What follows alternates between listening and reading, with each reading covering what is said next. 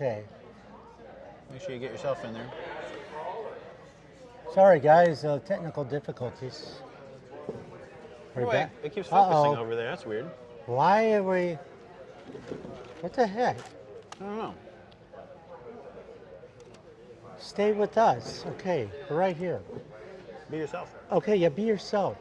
No, the thing is, I saw you doing one of the Fiesta Mall. Yep.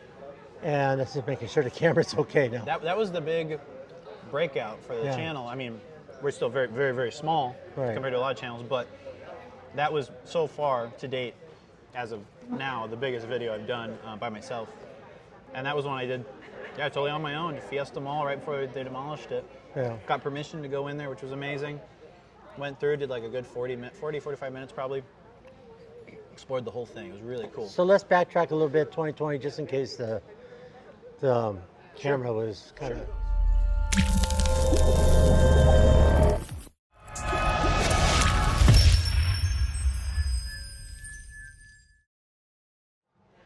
Perfect. Okay. Let's go back to where we were. 2020, you got laid off. 2020, I got laid off. Because of the virus and all that. Yeah. So I got sent to work from home, and then after that, they're like, hey, we're just letting you go. And me and 3,000 other people from Uber, it was very cold, a very cold way that they did it. But they did give us severance, so I appreciate that. Yeah. But I was working at Uber corporate, and they let us go. And I was like, okay, cool, now I got some free time. And it was actually perfect time, you know. My grandma was really sick at the time, so I got to spend a lot of time with her, which was good. Right. And it was just good timing. And so I started just leaning into the channel, uploading stuff more consistently. And that was really the channel had already existed, but that was the point in time where I'm like, oh, let's take this a little more seriously. Let's upload more frequently. Let's try to turn this into something. And you got the Fiesta Mall. You said that really took things up. Fiesta Mall really took things to the next level. Yeah, because it's an empty mall. Yeah. And the way I got a hold of you, because I worked in that mall, a place called Kids Cameras. Yeah. And you went in there, and because I know the structure, I've seen it. Inside Fiesta.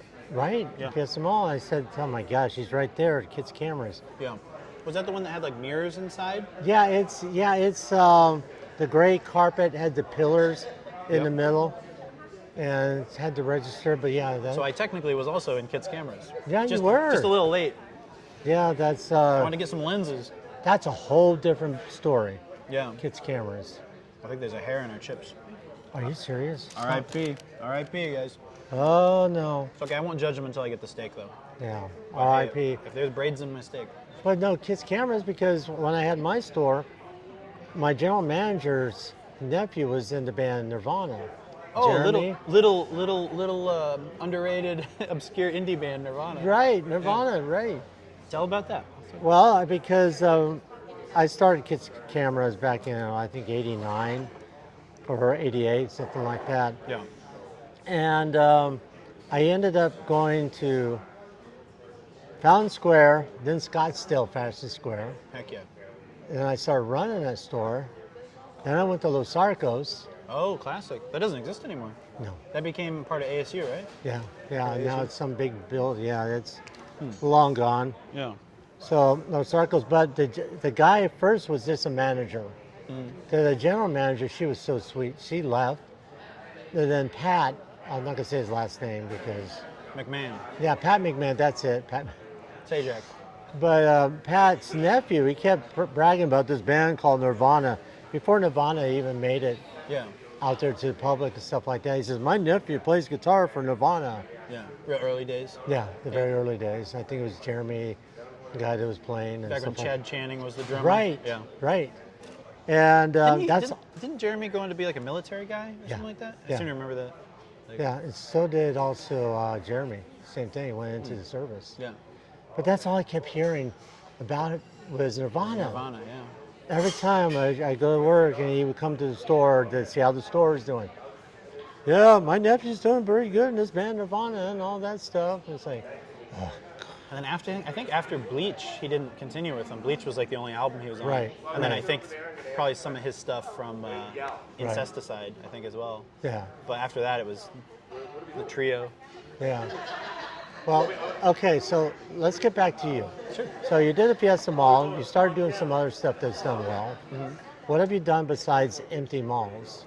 Oh man, a lot of random vlogs. Definitely a little flair for history. Definitely, and pop culture stuff. Right. I've done. I mean, I'm trying to think of some random ones. Like I remember, just if I go out of town anywhere, I like to record places of interest. Like last time I went to LA, we did, or not last time, but one of the times I went to LA, we did like Morrison Hotel and the Cecil Hotel and stuff like that. Also have Unfazed Frights, second channel, which used to be all merged on one channel, which was like paranormal investigations, cemeteries, all that kind of stuff. We've done that together too. That was a lot of fun. And yeah, so just kind of a mix of stuff. Like the original channel I did was movies, music, and life. Right. So it's like I'll do a lot of reviews of like movies, social commentary, things I want to rant about, vlogs of interesting places or places that are abandoned or places that are going to be torn down. Occasional food reviews too. Right. I guess you'd call it like a lifestyle channel, as lame as that is. It's such a stupid way to describe it. Yeah. But yeah, like a vlogger lifestyle channel. It's just kind of whatever I want to review. Anything I want to review or document. Yeah, yeah. And then... we did some podcasts too for a while. Yeah, you and Emmett have done a few live. Done a few lives. Interviewed a few people. Interviewed a few people, yep. I think one was Sean Clark. Did Sean Clark, did Scott on Tape. We'll put his thing down. Yeah, little indie channel you guys play. Yeah, little indie channel, Sean Clark. Sean Clark. Yeah, interviewed some very interesting people. Interviewed, we had an Academy Award winning stuntman on, Scott Leva. That was pretty cool. We had him on. Wow. He worked on bunch of great stuff. Really, really cool guy. Yeah. And who else? Let's think. Franz Ferdinand, like I said, that was one of the first ones. A lot of musicians. I had the Derek Bostrom on from the Meat cool. Puppets. That's cool. Yeah, we had Julian Shaw Taylor on from Strange Love. That was pretty cool. Yeah, just kind of I got Google Dolls. They're from here in the Valley. Are they? Yeah, was it either Google Dolls or what was the other band? Gin Blossoms. Gin Blossoms. Gin Blossoms. Sorry. Fun Take fact. the Google out. Fun fact, the band I've seen the most live, Gin Blossoms. And the guy, the blonde hair, the player, he came when I was still going to Scottsdale Community College. Oh, no shit. They put a new board in there and everything else. Oh, so he cool. came out. We sat there. We worked on the board together because I worked at Pantheon. That's very cool. So we just chilled out. He says, yeah, I'm with Gin Blossoms and stuff like that. That's really cool. No way. And you're like, all right, I'm at your next gig. Right. Let's go. Let's hang. That was awesome. So, but that's cool. kind of how that worked out. That's badass, man.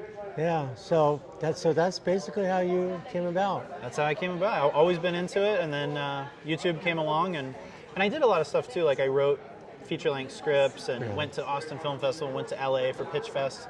And it's just really hard to like break into the industry like legit, you know? Yeah. So then I kind of got disillusioned with that. It's like as much as I wanted to get in that way, it's hard. It's a hard business to get into. Yeah. And then YouTube was available, and I said, well, if anything, I'll just put content out there, put it out independently. Right. Just like a lot of people do. I think a lot of people kind of came to that conclusion. It's like, yeah, of course, everyone wants to be working on the next Mission Impossible or whatever movie, fill in the blank. But like, it's hard. It's hard to get into. It's an exclusive club. So sometimes you just gotta be like, well, I'm just gonna be indie and just put out stuff online, That's kind of like what I did. So how can they find you? Unfazed Review. Unfazed Review on YouTube and on Instagram. Yeah.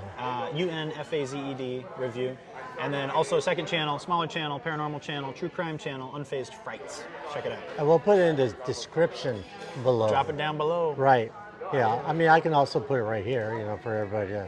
This water's in the way. Isn't it in the way? I could put it here. Got to keep the audience hydrated. Right, exactly.